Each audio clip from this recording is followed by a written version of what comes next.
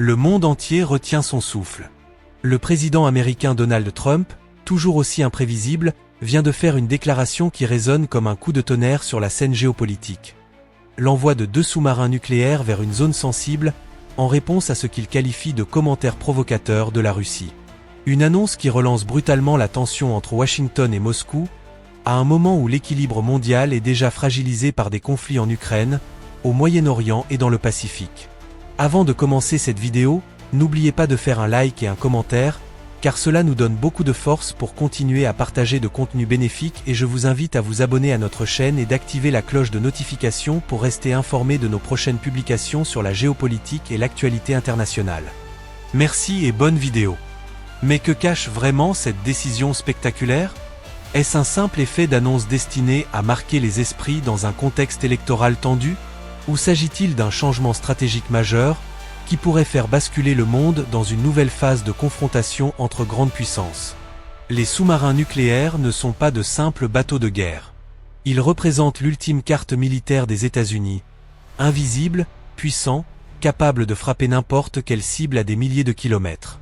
Leur déploiement envoie un message clair. Les États-Unis sont prêts à faire monter la pression, et même à jouer avec les limites de la guerre nucléaire, si nécessaire. La Russie, de son côté, ne semble pas vouloir reculer. Depuis des années, Moscou multiplie les démonstrations de force, les manœuvres militaires et les déclarations agressives, notamment en direction de l'Occident. Les propos récents de ses responsables militaires et politiques, que Trump juge provocateurs, ne sont que les derniers exemples d'une stratégie de tension permanente. Dans cette vidéo, nous allons décortiquer cette annonce explosive et en analyser les causes profondes, les réactions immédiates et les implications possibles. Que signifie vraiment ce geste de Trump? Peut-il déclencher une escalade militaire? Et surtout, jusqu'où sont prêts à aller les États-Unis et la Russie dans ce jeu de dissuasion nucléaire? Accrochez-vous, car ce qui semble n'être qu'une déclaration choc pourrait bien marquer un tournant dans l'histoire contemporaine. Et derrière les mots, il y a des armes, des enjeux stratégiques, et des risques réels pour la paix mondiale. L'annonce de Donald Trump a été faite avec le ton théâtral et percutant qui le caractérise. Lors d'un discours en Floride devant un public de partisans, il a brusquement changé de ton au milieu d'une tirade contre l'administration Biden pour déclarer « Face aux menaces croissantes venant de la Russie, je vous annonce que 2 de nos sous-marins nucléaires les plus puissants sont désormais déployés. Ils sont en position. Les Russes feraient mieux de faire attention. » Cette phrase, simple en apparence, cache une puissance symbolique et stratégique colossale.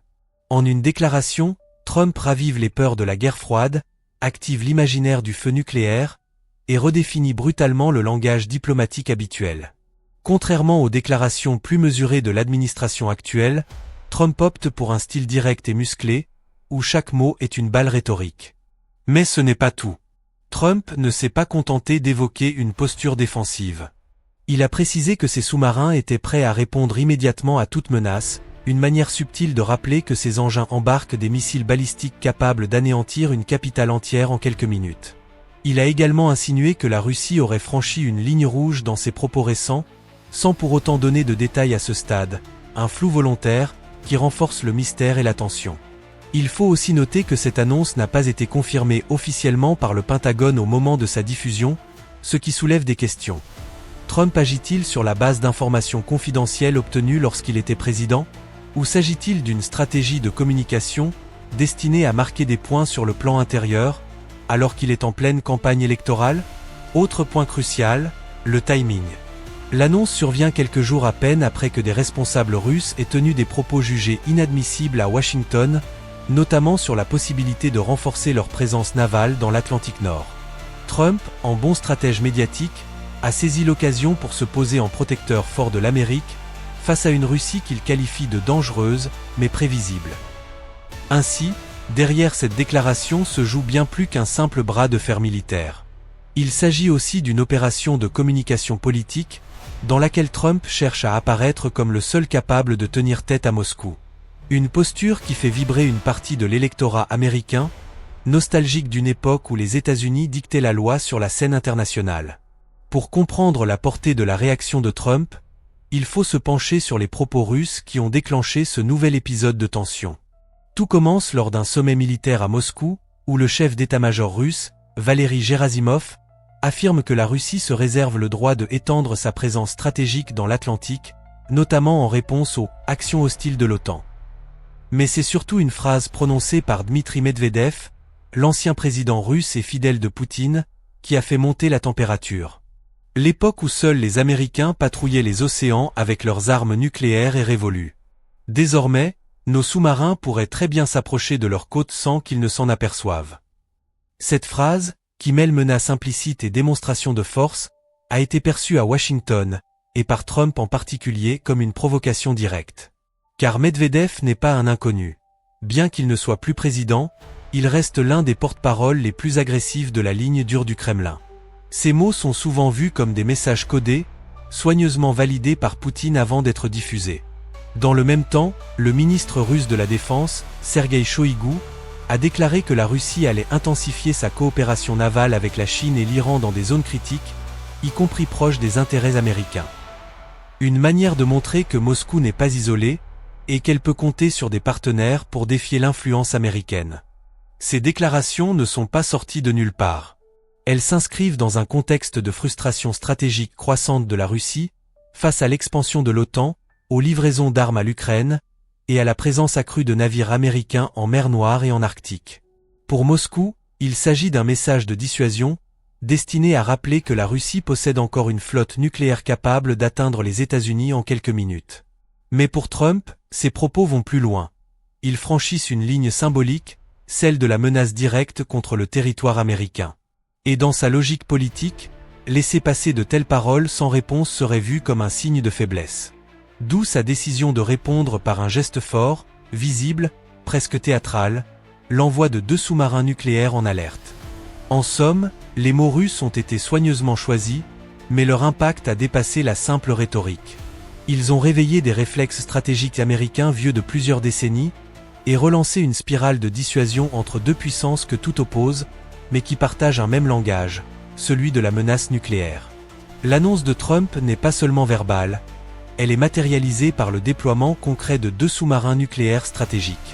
Même si les autorités militaires américaines n'ont pas officiellement confirmé les modèles exacts concernés, plusieurs sources indiquent qu'il s'agirait très probablement de sous-marins de la classe Ohio, les plus redoutables de la flotte sous-marine des États-Unis.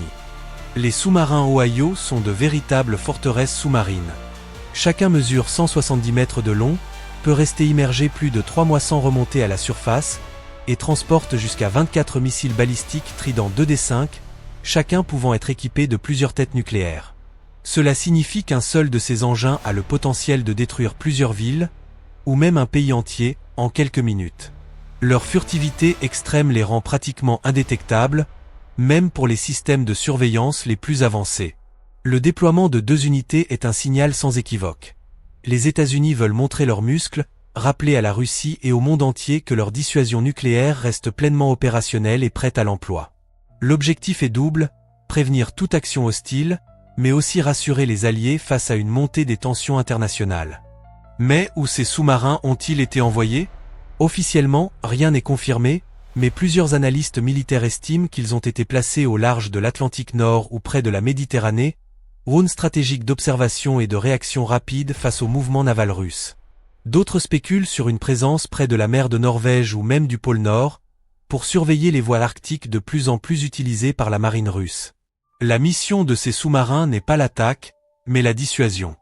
Leur simple présence dans ces eaux suffit à changer les calculs stratégiques de la Russie. Elle oblige Moscou à réévaluer ses propres mouvements, sous peine d'escalade immédiate. En un mot, ces sous-marins sont une menace silencieuse, invisible, mais toujours prêts. Enfin, ce déploiement n'est pas anodin dans le calendrier politique. Trump utilise aussi cette annonce pour renforcer son image de leader fort, capable de protéger l'Amérique, contrairement à ce qu'il qualifie de faiblesse de l'administration Biden. Pour lui, ces sous-marins sont des arguments électoraux autant que militaires. Pour comprendre le geste de Trump, il faut se replonger dans sa vision de la puissance nucléaire. Durant sa présidence, 2017-2021, Donald Trump a radicalement modifié le ton et les priorités de la politique de dissuasion des États-Unis.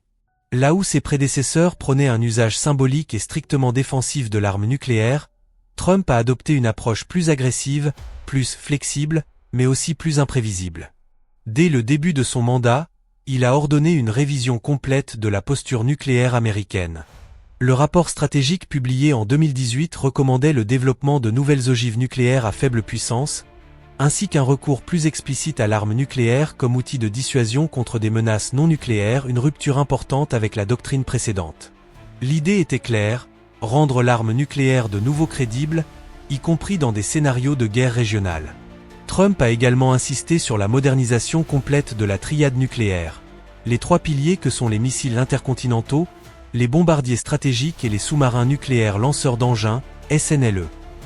Il a injecté des milliards de dollars dans la mise à niveau des systèmes vieillissants, avec pour objectif de redonner aux États-Unis un avantage technologique indiscutable dans ce domaine. Mais c'est sur le plan diplomatique que sa stratégie a été la plus clivante. Trump s'est retiré de plusieurs accords cruciaux, notamment du traité INF, sur les forces nucléaires à portée intermédiaire, signé avec la Russie en 1987.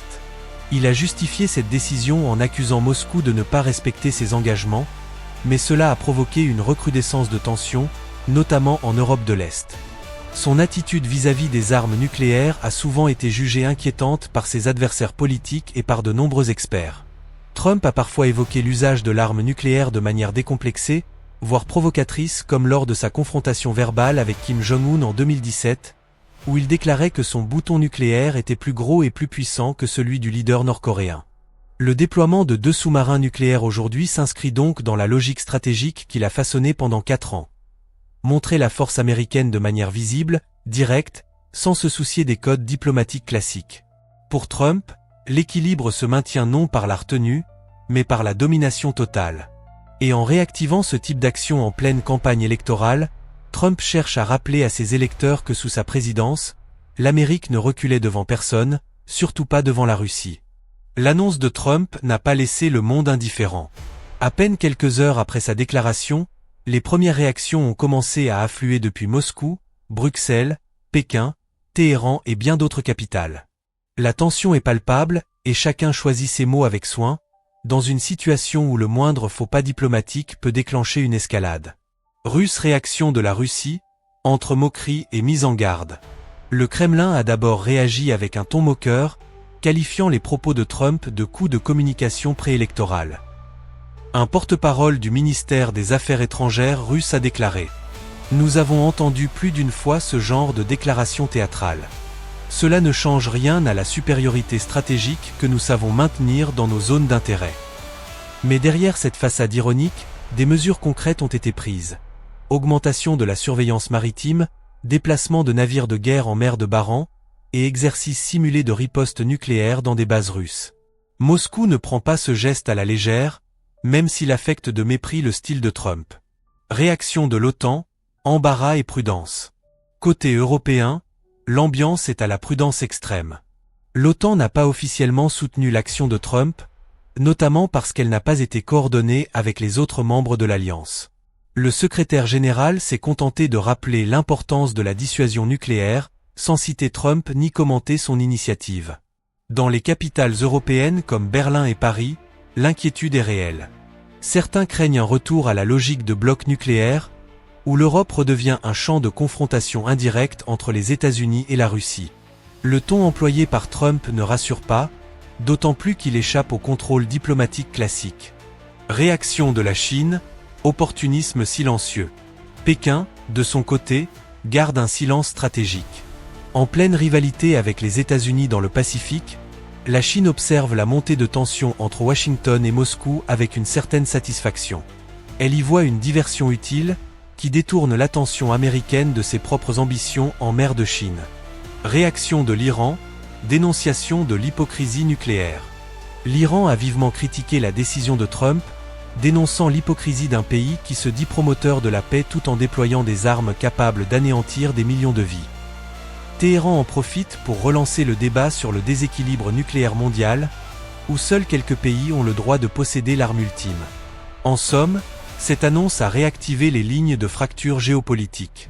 Chacun y voit une opportunité ou une menace selon sa position. Et surtout, elle rappelle une vérité fondamentale. Le nucléaire n'est jamais un simple outil militaire, c'est un instrument politique, diplomatique et psychologique aux conséquences planétaires. L'envoi de 2 sous-marins nucléaires n'est pas une simple démonstration de force. Il ouvre une série de scénarios possibles, allant de la désescalade diplomatique à une confrontation militaire beaucoup plus grave. Le langage nucléaire ne tolère pas l'improvisation. Chaque geste, chaque mot, chaque mouvement d'un bâtiment stratégique peut faire basculer l'équilibre mondial. Scénario 1. Désescalade par la dissuasion. Le premier scénario, optimiste, repose sur l'effet dissuasif de l'annonce de Trump. En montrant que les États-Unis sont prêts à utiliser leur arsenal en cas de menace, l'objectif serait d'amener la Russie à modérer ses déclarations et ses mouvements militaires, en particulier dans l'Atlantique Nord et l'Arctique. Ce scénario nécessite toutefois une communication de crise stable entre Washington et Moscou, ce qui, dans le cas de Trump, n'est jamais garanti. Scénario 2. Course aux armements et tensions prolongées.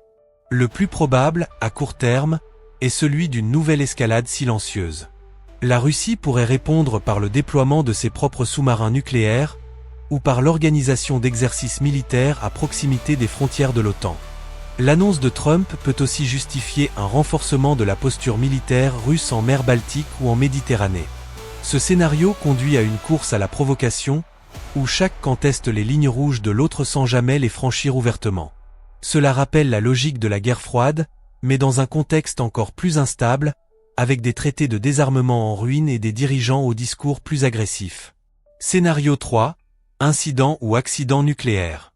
Le plus dangereux est celui d'un incident militaire non contrôlé. Un sous-marin qui s'approche trop d'un bâtiment ennemi, un système de détection qui interprète mal un mouvement, un tir d'essai mal interprété. Il suffit d'un malentendu stratégique pour transformer une posture défensive en déclenchement involontaire d'un conflit, avec des conséquences potentiellement catastrophiques. Ce risque est accentué par le manque de mécanismes de dialogue formel entre les États-Unis et la Russie aujourd'hui. Les canaux de communication militaire sont affaiblis, et la méfiance est à son comble. Dans ce climat, l'arme nucléaire devient une source d'instabilité plutôt qu'un facteur de paix. L'arme nucléaire tactique, le prochain seuil? Enfin, un scénario souvent redouté par les experts est celui du recours aux armes nucléaires tactiques, c'est-à-dire de plus petite puissance, utilisées sur un champ de bataille limité. Si la dissuasion stratégique échoue, certains pensent que l'avenir des conflits majeurs pourrait passer par des frappes ciblées à faible impact nucléaire, en Ukraine, en mer Noire ou ailleurs. Une hypothèse terrifiante, mais que certains cercles militaires n'écartent plus totalement. À ce stade, une certitude domine. Le monde entre dans une nouvelle ère de confrontation stratégique, où l'arme nucléaire redevient un outil de pression quotidien. Et dans ce jeu dangereux, la moindre erreur pourrait coûter plus que jamais. L'annonce de Trump sur le déploiement de 2 sous-marins nucléaires ne peut être comprise pleinement sans une lecture historique et stratégique. Ce geste, spectaculaire mais calculé, s'inscrit dans une longue tradition de démonstration de force entre grandes puissances, mais avec des différences majeures qui rendent la situation actuelle plus imprévisible que jamais. Au cœur de cette décision se trouvent 2 dynamiques puissantes et parallèles. D'un côté, un Trump en campagne, qui cherche à réaffirmer sa stature d'homme fort, à contraster avec ce qu'il présente comme la « mollesse » de l'administration Biden. De l'autre, une Russie qui, affaiblie sur le plan économique et diplomatique, multiplie les postures agressives pour réaffirmer sa puissance sur la scène internationale. Historiquement, ce type de confrontation rappelle plusieurs épisodes. La crise des missiles de Cuba en 1962, les alertes nucléaires pendant la guerre froide, ou les démonstrations de puissance de Reagan dans les années 1980. Mais il existe une différence essentielle aujourd'hui, l'absence de règles du jeu clairement définies. Les traités de désarmement sont moribonds, la diplomatie bilatérale est pratiquement inexistante, et les dirigeants jouent une partie de poker sans filet. Trump, en particulier, incarne une rupture avec la tradition du leadership américain fondée sur la stabilité et la dissuasion discrète. Chez lui, la puissance doit être visible, immédiate, spectaculaire. Cela peut rassurer certains, mais inquiète une large partie de l'establishment militaire et diplomatique, habitué à des postures plus calibrées. Ce retour au langage nucléaire marque aussi un glissement du monde vers une nouvelle ère multipolaire, où l'arme ultime devient à nouveau un outil de négociation et de menace, plutôt qu'un tabou. Dans un monde saturé de tensions Ukraine, mer de Chine, Iran, cybersécurité, les risques d'un faux pas stratégique n'ont jamais été aussi élevés. Mais la question centrale demeure. Trump agit-il vraiment pour protéger la sécurité nationale, ou utilise-t-il la stratégie militaire comme un levier électoral? La frontière entre les deux devient de plus en plus floue. Quoi qu'il en soit, cette séquence vient réveiller un danger qu'on croyait endormi, la guerre nucléaire. Et si, pour l'instant, les sous-marins restent silencieux sous les océans, les mots ont déjà lancé une nouvelle guerre froide, plus incertaine, plus rapide, et peut-être plus dangereuse encore. À la prochaine!